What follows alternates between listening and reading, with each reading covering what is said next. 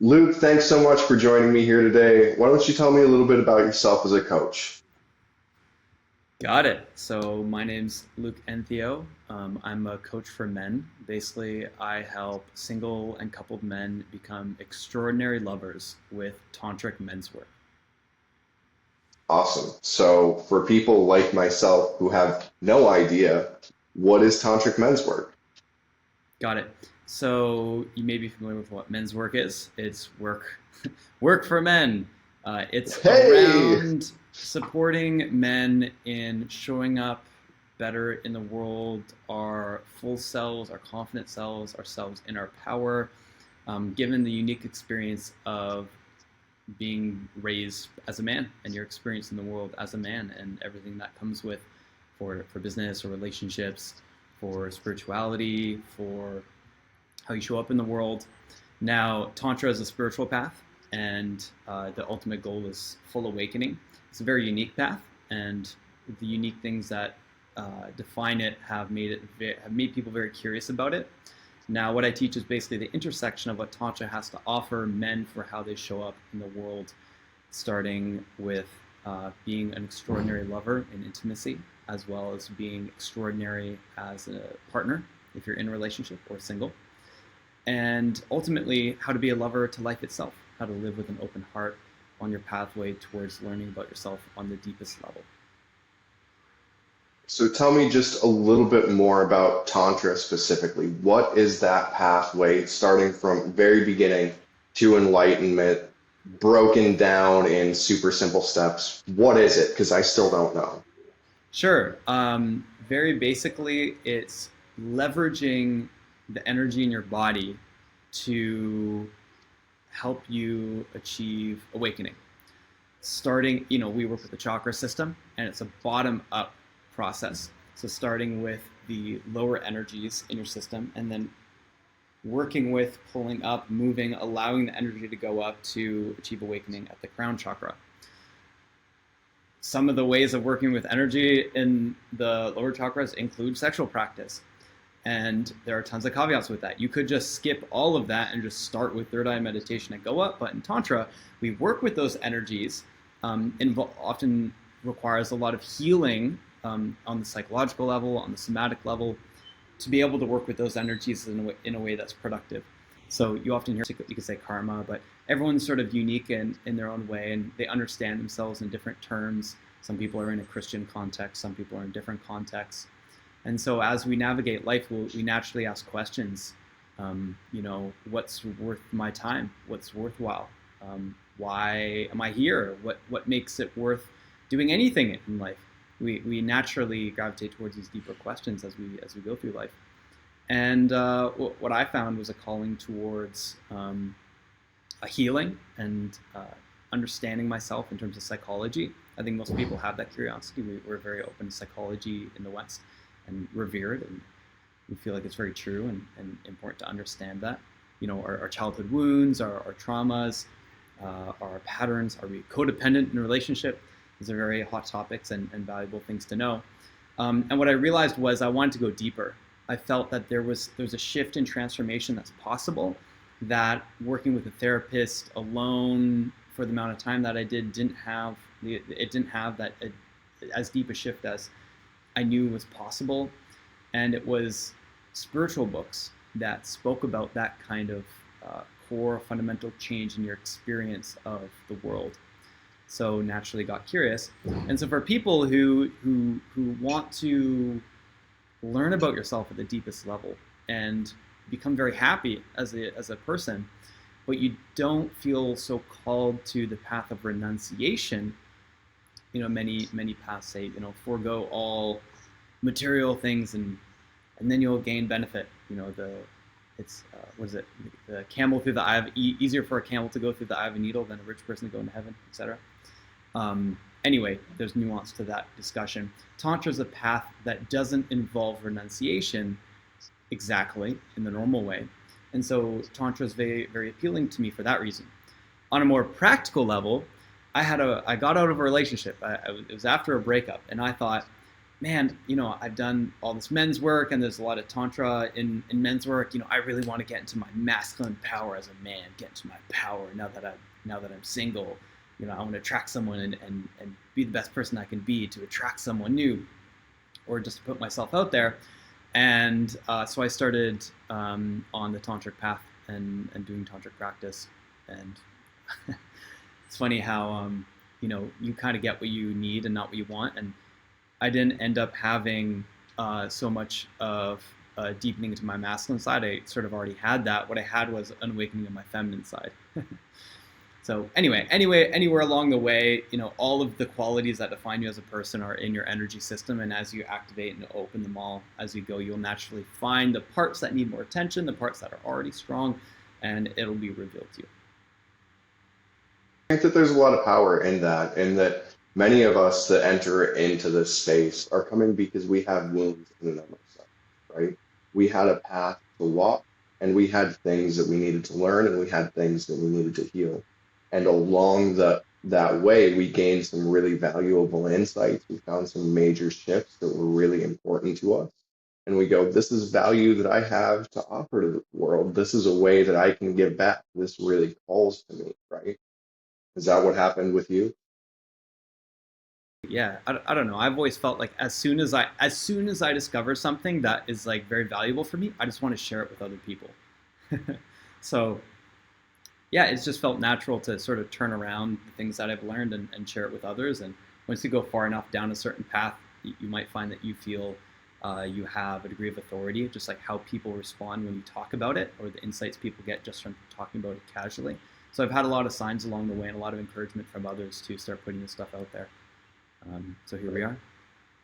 Tell me more about your background and how you ended up to this point. Because personally, like I come from oil and gas, right? And it's always a really interesting story going from how did you do car sales, then 10 years as a production operations manager to now an executive function coach. Like taken out of context, the individual steps don't make sense. But I'd love for you to give me the steps and make it make sense. Okay, it's funny. When we're kind of raised under the influence of our parents and the influence of our culture and the influence of our religious community, if you have one. And in the process of finding ourselves and learning more about us, and you could say building our ego, as a kid, building up our sense of I, we interact with those influences, those things around us, and to some extent it might align, to some extent it might not. So there are things that are handed down that you might feel work for you, and you might need to walk a certain while on a certain path before you realize it's not what's most aligned for you. So your dad might want you to become a doctor, and then you realize you hate that, and then you make a change. For me, for whatever reason, when I was a kid, I decided I want to be a scientist. Science is the truth and the way. Science is the ultimate source of wisdom and how we know anything in the world. Everything is made of matter anyway, so physics is the ultimate truth. So I ended up following the path of getting a degree in physics, which was sort of the final continuation of all those influences and forces from when I was younger. And it was after graduating that it was more of like a clean slate. And now as an adult, I can decide what I want to do with my life. That's when I started asking those questions. So where we left off was you were talking about how you got a degree in physics, in science, and then from there you had a clean slate to start asking some of the questions about life and entering into spirituality. Tell me more about that path for you. Got it. Yeah, totally. So the path of getting into spirituality was very interesting. The bridge was around healing. There's a natural curiosity when you're asking the big questions of life. What's worthwhile? What matters? And one thing that was really clear was, well, if we have all these, unconscious beliefs, if we have all these like hidden traumas from the past, all these like core blind spots that filters our experience of reality such that it's like affecting our quality of life and we don't even realize it, that's definitely worthwhile. Addressing that sounds worthwhile. Have like permanent shifts in the quality of my life from healing. Amazing. That sounds great. Then it was in exploring and reading about self-development books and healing books that talk about these kinds of things, and going through therapy and coaching and different modalities of growth, that I realized that the deepest shifts were all addressed by the spiritual books. And naturally, it makes sense if you're asking deep questions, you need to go to places that ask deep questions and address deep questions. So along the way, I found different techniques and different paths and different teachers that worked for me. And it's basically been a process of trying different modalities out, seeing what works, and following along what I find is conducive for my particular personality and the sort of the cards that I've been dealt in terms of my healing and my path. Absolutely. So I'm going to ask a counterintuitive question, but tell me about a few of the things that you tried that didn't work for Oh, you. that's a great question, actually. Um, someone told me something interesting. They said that certain kinds of healing, not that they don't work, but you don't understand it until you get to a certain level uh, of deepening on your path of spiritual realization. Why does that? What does that mean? What does that mean? Okay. Well, I tried some crazy stuff. There, I forget the name for it, but some weird, like, it was like emotional freedom technique. It's like tapping thing plus this like visualization exercise of putting your awareness on your solar plexus and going in, and I was asked questions like, what do you see there? What are there any animals that are appearing in your vision? And meditating on your solar plexus while tapping your hand. At the time, I was not energy sensitive, closed off. I was, mentally committed to, scientific materialism to a certain degree. There was nothing coming to mind. There was no visuals happening that were necessary, apparently necessary for that particular modality to work. Other things, chakra meditations, working with crystals. If you aren't a sensitive person, you're probably not going to feel it. I didn't feel the effects of these modalities, so it just didn't work for me, or at least it wasn't something that I could choose or commit or explore because I wasn't sensitive enough to actually feel it. For me, some things that definitely worked were like meditation, just like getting present. I could tell when I was more present or less present. That actually worked for me. And Tantra also worked really well because when I started on the path, I was not energy sensitive at all. Like I could not, I could kind of tell where I was feeling something in the body, where some sensation was happening, but my energy pathway was not open at all. I was not sensitized as much as I am now. So Tantra was something that really met me where I was at for being someone that was pretty numb. Some modalities are obvious if you're really sensitive. In fact, a lot of the schools of Tantra are absurd for someone who's super sensitive. They're like, sexual practice, that sex is so intense. Just do a meditation, bro. Just do a chakra meditation. I didn't feel anything when I did chakra meditations. So those are some of the things that didn't work. Yeah, I really relate to that. In that, especially early on, there was a really spiritual person really doing their best to help me out. And the visualizations they tried to give me and the things that they tried just didn't resonate whatsoever, right? And just for me as a person, coming from a fairly disembodied place, coming from a logic-based background, of course, these deep and super visualizations of, visualize this coming up from the ground and this coming down from the heavens, and then you're going here and the pathway's doing this. Buddy, I have a hard time imagining anything. So tell me more about Tantra really works for you. It met you where you were at. It was a thing that's really worked. How do you use that to help other people? What's your starting point? Oh man, for helping other people with with tantric men's work. Well, the very first thing is discipline, and discipline mixed in with the way I approach this is, in the West, we're very sick of being told, you need to believe this in order to get this outcome. You need to say this proper statement, and somehow by saying it, actually believe it, and then you will go to heaven. We do not like that. We don't like dogmatism. We don't like that kind of like arbitrary authority, just like telling you how you are. So the approach that I take, and that resonates with most people in the West, is going to be one of find out for yourself. Try it out. Find out for yourself. So the first thing I do is a combination of that with discipline. Now, there are a lot of things that I could tell you that sound crazy that you can experience on the tantric path. Instead of just telling you and being like, oh, just do these practices. And trust me, bro, what I do is walk people through a set period of time where they do the core tantric practice. Any tantric practice is going to be about cultivating energy in the body and not depleting that energy and working with the energy. And so at the very start, it's going to be about cultivating energy and not depleting it. So how do we do that? How do you cultivate sexual energy? Well, you can cultivate it through just visualization.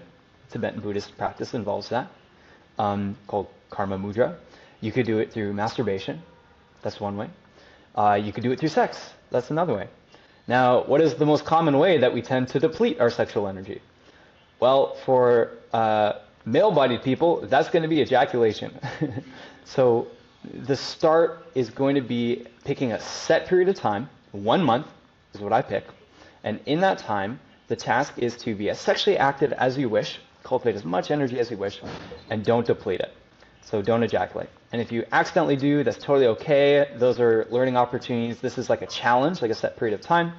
But if you do ejaculate, if you do deplete, then we restart the month. So you want to have 1 full month of being sexually active and not depleting. That is the golden key to Tantra. Because some people, they talk about abstaining, about like all sexuality, like porn is so bad, sex is so bad, blah, blah, blah, it depletes you, you're losing your life force, etc. And then some people say, well, I don't know, most people just indulge completely, they're watching porn, they're masturbating, ejaculating twice a day, whatever, but they kind of get the sense that they've done that their entire life, but they want something, they have the sense that there's more to their sexuality, there's something there that could be different, that could empower them more. And then people don't realize the middle ground is it's not being sexually active that's the problem that they might notice or experience. What they might be experiencing is the depletion, that they're depleting themselves of their energy twice a day. When you get really sensitive, it can take up to a week or more to fully clear the subtle effects of ejaculation. Within a day, you're mostly back to normal. But the deeper you go in getting used to living in a higher energy state, the more you realize how much depleting yourself has an effect. So anyway, the beginning part is to find out for yourself why you'd want to choose to not ejaculate as much as you have in the past at all, and that's by having that intense period of time to find out for yourself. That makes a lot of sense. And for everybody, the reason why is going to be different, right? And why are you going down this path? Why are you going down another? We all have this fundamental desire to change, to seek out answers. And someone else's reason why is going to be different than your reason why, right? So you've got this first month of a 1 month period of learning the discipline, learning the control. And for some people, that month might take 1, or it might take 6 if they have to restart a number of times along the way, right? But where do you take it from there? What's the next step? Ooh, that's a great question. So earlier on in the path is going to be very... a lot of the energies and focus is going to be on sexual practice, because I don't know about you, but I don't necessarily feel all the petals of my heart chakra, or at least when I started, I didn't feel all the nuanced petals of the heart chakra, if you even know what that is. But I could feel horniness, I could feel desire. I felt a lot during sex, or definitely during orgasm, felt a lot. It's a very intense thing. Now, we want to work with those energies towards our healing, towards our awakening, and in Tantric men's work, towards becoming an extraordinary lover. There are some practical skills in being an extraordinary lover that aren't necessarily Tantra per se. So that's like nonviolent communication, that's doing healing work around sexual shame, that's around communicating your desires in a shame-free way. The practical things, if you have a partner, the practical things about having a partner and exploring these things with them.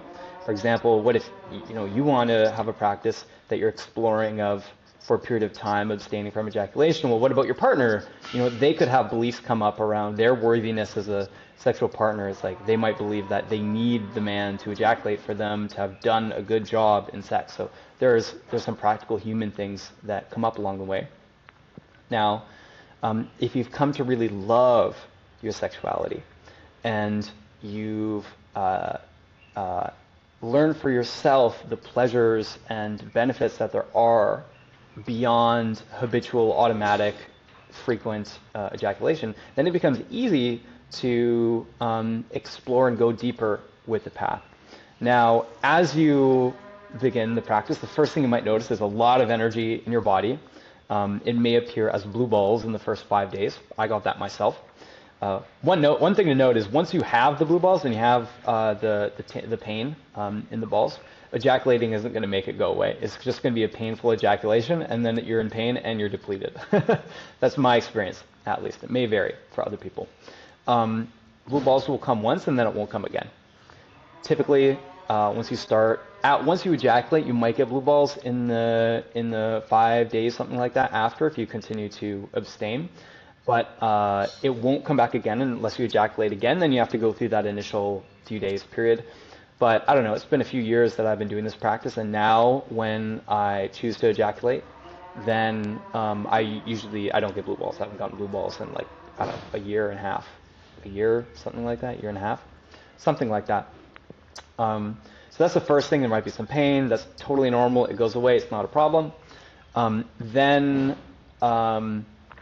you'll notice you have a bunch of energy in your system.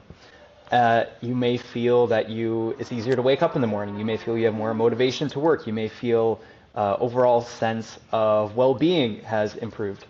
And just having higher energy. It's like the cleanest coffee you'll ever have in your life, man. It's like you wake up, you throw the covers off the bed, you're like, let's go, I'm ready for my day. Without any crash from coffee, without any use of substances, it's so clean. It's so clean. Once you experience that, it becomes really easy to say, yeah, I'm going to forego the pleasures of ejaculation so that I can get this high for as long as I want that you can sustain if you just keep your practice up. Now, beyond just the increased energy in the body, you may notice that there are certain qualities that arise with this increase in energy. The first quality that you may notice in your practice is the prerequisite of safety. If you do not feel safe, you might not even be able to get a boner. You might not even be able to feel sexual energy at all.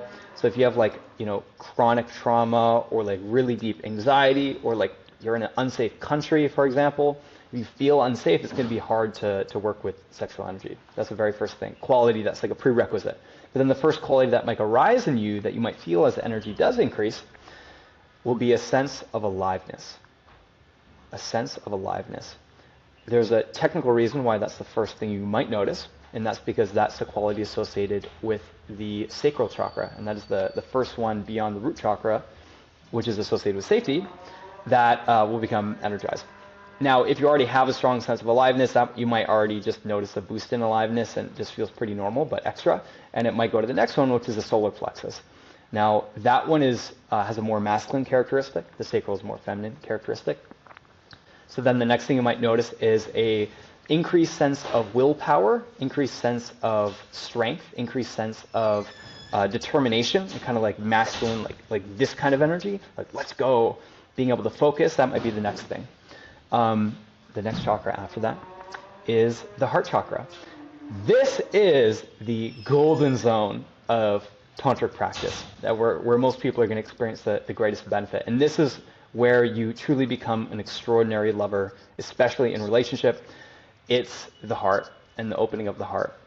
There is a distinct experience and distinct sensation of the heart being open.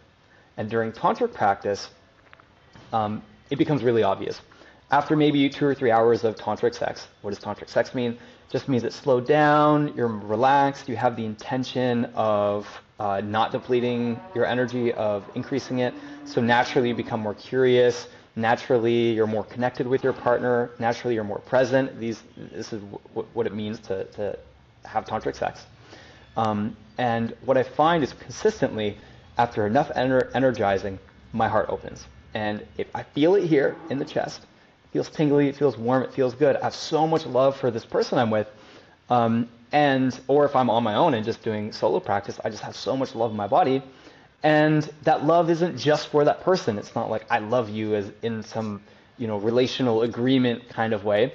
It's just the cup overfloweth, and I just have love in my system, and it goes to everything. It just applies to everything. So hopefully in the first month, it'd be awesome for everyone to experience for themselves what it's like to live with an open heart. That is the secret of what it means to be an extraordinary lover. It doesn't just mean technical skills, which I'll also teach people. Good old reliable technique for squirting, understanding the orgasm ladder and how to access the deepest possible pleasure that human beings are capable of. De-armoring practices for removing the blocks to access those deeper orgasms. All that stuff is great. And if you get to the point of experiencing for yourself how sexual practice can open your heart, you will realize what tantric sex is really about and what tantra is really about. Tantra, especially neo-tantra, is about sex until it's not. Yeah, I think there's a lot to be said there, right? In that the heart chakra opening is known as the love that consumes, right? It's also known as a gate. And that comes from many forms of meditation, but it's such a beautiful point to reach. And if you have felt that in your life, you can talk about the power of that moment, right? So Tantra having its own form and its own ladder of getting there sounds absolutely fulfilling and such a beautiful practice. I can imagine why you have such a strong desire to share this with the world, with other men, with other people. And it makes so much sense why this was so life-changing for you, right? So now, where do you want to take your practice as you move forward? What are the next steps for you as a person and as a coach? Got it, for sure. Well, like anything, if you've achieved full liberation and awakening, then I mean, tell me what it's like if you've gotten there, man. That's the goal. That's the path. I mean, Tantra is unique because it's not about just transcending and then you go live as a hermit in mountains for the rest of your life. Tantra asks, how can we be free here and now as a human being with a name, with relationships around us, families and friends? How can we achieve liberation and be in the world at the same time? So even with the deepest level of realization, the next stage is actually integration. So, I was going to say, if you're enlightened, you might just float off. But that's not true for Tantra. The next step is integrating that into your daily experience of life. You don't just meditate until you die. So what's my next step? Well, my step is going to be realizing more and more on the deepest levels that are possible and helping other people along the way and stabilizing myself in the awareness of those deeper realizations. As a coach, I can only take people as far as I've gone. So for anyone with something that they teach, you always need to be sharpening the sword, even if you're at a high level, but you want to go deeper and deeper and deeper to bring people along the way. What I know is that I've gotten to the point of very clearly seeing the heart opening aspect of Tantra. And that is a major turning point on the pathway. It's also the place where people become more interested and curious about spiritual matters. The word is prayerful. You become more prayerful at the heart because your love is overflowing and it wants to come out and it wants to express, associated with the throat chakra, that's the next level, it wants to express. But how can you express deepest love that isn't attached to any particular person or thing? Well, it's to everything. Well, what is everything? Everything's the universe. What is the universe? The universe is God, if we want to call it that. So what I definitely can offer as a coach and what I want to refine is helping people get to the point where they naturally want to then take that next step. I can't help people take that next step towards the deepest realization. I'm not a person who has achieved and stabilized God consciousness, but I am someone who's opened my heart a lot and understands how to do that and how to do the shame clearing, how to do the sexual practice, how to not get lost in many of the pitfalls that can come along the way. So, I'm deepening my practice all the time, and, I've experienced so much beauty and incredible experiences with partners in intimacy. And I think it's unfair that other people haven't experienced those things. We're in a cultural moment for men where we are stepping back into our power. There's we're being held to a high standard right now as men in the world. And so it's our time to step up and to get our stuff together. And what a beautiful opportunity to be held to the highest standard by the people in our lives, by the other men and the women in the world. And there's never been, I don't know if this is true necessarily, but I was going to say there's never been a time where there's the need for heartfelt, sincere men of integrity in the world. But definitely right now we have a very strong need for open-hearted men of integrity who are committed to being good people in the world. I see so clearly how tantra practice, neo-tantra, whatever you want to call it, contributes to that, and how other men can come to a place of experiencing the beauty of the world for themselves and show up better for other people at the same time.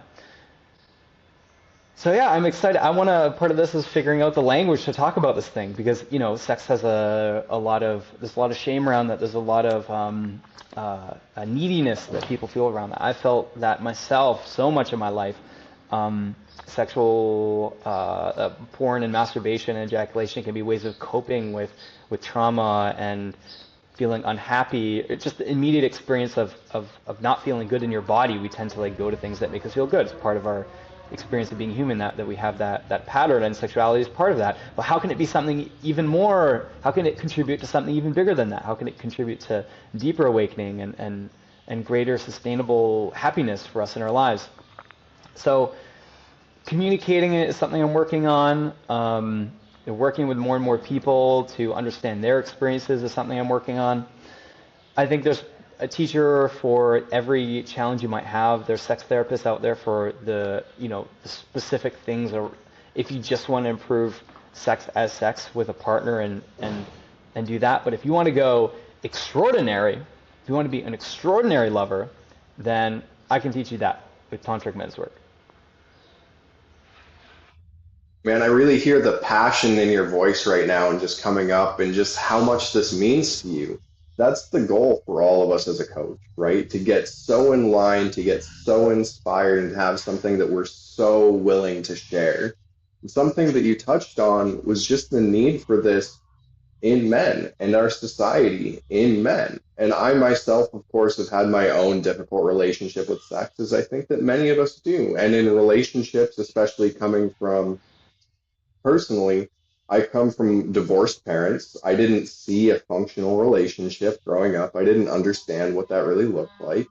And even in my early teen years, I felt the need of a partner to complete myself. And in that, I had struggles with sexuality and codependency and all of it. And now, many years later, in my own journey, I recognized that the majority of what I was seeking from the outside was that need to feel safe. I think that was a really interesting thing that you described, is that something that comes up is the feeling of safety within oneself.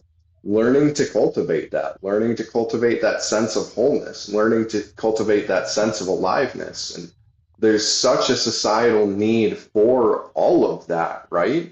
So how do you reach these men who are in that place that need that sense of safety from themselves? What does that look like? How to reach them? You got to meet people where they're at. Some people who, classic, it's like a therapist or a coach or someone who really wants to help and sincerely wants to help, but I hate social media, I hate marketing. They have these, you could say beliefs or just real experience that they're frustrated with how their phone absorbs their awareness and designed to, steal your attention and absorb you in. Totally fair, totally fair.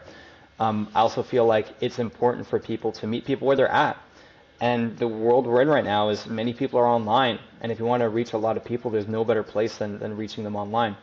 Um, you know, so the internet's great.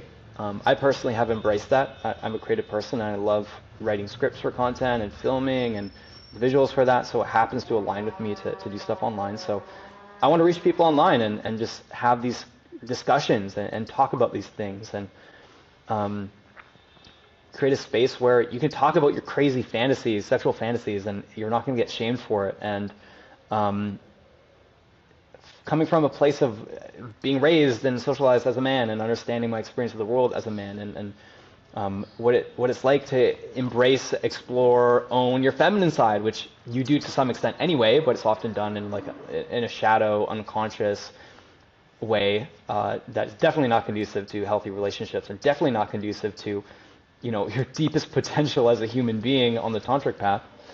Um, Another way of reaching people is doing in-person events and being in person. Me personally, I love to be on stage. I love speaking, so I'm happy to do events myself. I encourage others to do stuff in person that fits for them and how they like to work with others. It's another way that I want to reach with people and start conversations and talk about these things. Um, and Was there anything else from that question you wanted to hear? Yeah, just how do you intend to keep doing outreach? So you're talking about doing outreach online, you're talking about doing outreach in person, doing more speaking. Can you tell me what some of that looks like? Got it. Sure. Totally. So, content on Instagram, YouTube, elsewhere. Biggest way to get a high number of views, lower click-through rate would be short-form content. So that's Instagram Reels, TikTok, YouTube Shorts, Facebook Reels as well. That's great to be on there. It captures people's attention. People tend to scroll on there. And if you can stop their scrolling through brain rot to actually learn something and actually help them on the platform, then amazing. That's a gift. Next, you can do a deeper dive into long form horizontal content. That's where you have more of people's attentions. When people click long form, they tend to want to they pay more attention. Maybe they're eating lunch at work, so who knows? You have their attention for a certain degree of time. That's a great place to do a deeper dive, how-to videos, stories, interviews, things like this, to engage with people, to share knowledge with people. You can also have you can do online communities, engage with people that way too. That's really great. School.com, skool.com is a great place, a popular place now for people to build communities online to talk about these things. You could also do in-person events in your local area. What I did was, just find the building blocks. I found a venue that I could pay to host the event. I figured out, how many people I could have there. I figured out what cost I would need to at least cover my costs for a ticket to do that. Made sure the costs were covered. Or just eat the cost, whatever. If you're doing your first event, it's okay. You can take a loss like that. But anyway, then it's okay, well, how do you market an event? You can market it online. You can market in person. I found in my city that it worked to put up posters. People actually signed up and bought tickets from seeing posters in the town. So the second time I did an event, I posted like crazy because I knew that worked. Websites like eventbrite.com is a place where you can advertise an event and also have a checkout page for your event too. I got one ticket sale from there, so I know that works as a way to sell tickets. So that is also a great place to do that. In communities and groups, just building organic connections with people is always going to be the best way of meeting people. Just being yourself and showing up in the world sincerely this is all about relationships, and that's the best way to build relationships. You could be a speaker at other events. You could, talk to a friend or reach out to someone, say, hey, I've done all these videos online, or I've done these other events in the past related to this topic. I'd love to share about this or this or this related to this or this skill. That's a great way of doing it. You could go to music festivals or conferences on a topic of whatever you address, and speak about that and apply to speak about that. Host your own side event, things like that. At the Digital Nomad Conference in Chiang Mai in Thailand last month, I hosted a side event related to Tantra, because they let you do side events. I was attending it. I'm like, well, why don't I just host something? Why don't I be a leader in my space? Do something like that. Yeah, there's tons of Facebook groups, otherschool.com communities. There's tons of ways of connecting with other people and sharing your message, and there are some of them. I think that it's really interesting that you just did the Nomad Convention in Chiang Mai and hosted a side event, and I am currently here in Da Nang for Vietnam Nomad Fest, and I will be teaching my workshop as a side event tomorrow. Amazing. Yeah, it's all about learning the forms of outreach that work for you, right? Yeah. So, Luke, we're just about out of time here. I have one final question for you, and that's 5 years from now, when you look back, how will you know that what you've done has worked, and where do you want to end up? Ooh, 5 years from now. 2025 is 2030. Woo! Jesus. COVID-29 is raging. I want to be on a secluded island away from all that. What do I want? How do I know it's worked? Okay, I think, something that keeps me motivated on my path as a teacher, as a coach, whatever you want to call it, is just people telling me the impact that I have on them. That's event attendees, that's current clients of mine, that's also just random people I talk to at events. At the Chiang Mai Nomad Summit, just chatting with people outside of the events, just chatting with people, I would just talk about stuff openly and freely. I talk about sexuality openly. I talk about what I teach openly. I'm curious about people, about their experience with love and connection and intimacy and sensitivity in their body and how they experience those things.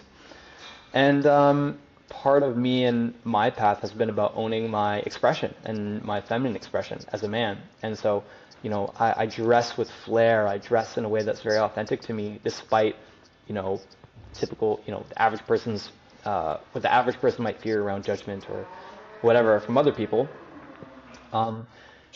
And so being such an open person and talking like that, this woman who was attending the Chiang Mai Nomad Festival told me on one of the last days, she said, Luke, I forget exactly what she said, but it was like a high tier compliment that I was really grateful to hear. She said that how I showed up was how open I am was one of the most impactful things that she experienced the entire conference.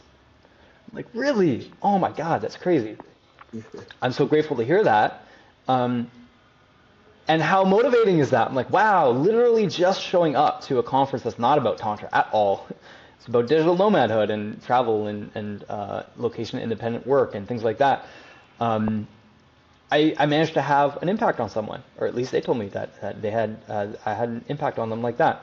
So just hearing the feedback from people along the way, them having realizations, them improving the quality of their life, them being inspired, them softening in some way, them thinking about something differently than they have before. I can see the light in someone's eyes when there's a shift or when they've taken a step more towards the light, you could say. And that is the ultimate metric for growth. Besides that, I don't know, 1 million subscribers on YouTube, 1 million followers on Instagram. I don't know. Those numbers are fine. I'm sure having higher following will help reach more people. Eckhart Tolle is very grateful that his book exploded and was able to reach a lot of people, and I would be similarly grateful if I had, high follower count. But whatever. Absolutely, man. I think it's become an important metric for us all, right, in a follower count, but it's less about the follower count and more about the number of people that we can reach to help with what we're doing, right? Totally. Yeah, absolutely. And the depth that you impact them, of course. So, so Luke, tell me how people can connect with you. Totally. Best way is my YouTube channel, Luke Brede Cooper, which could be thrown in whatever caption or description of this video. It'll be Cool. it'll be down Perfect. below. And then the other thing would be my Instagram at Luc Entheo, Lucentheo.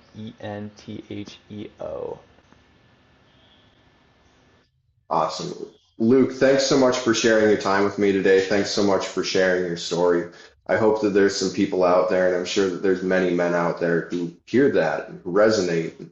There is a lot of shame around sexuality. There is a lot of work that needs to be done, but I just want you guys to know you're not alone. There are people like me and Luke who come out to do this kind of thing, to make that work. And if Tantra sounds like it resonates with you, please reach out to my friend Luke. He's happy to help.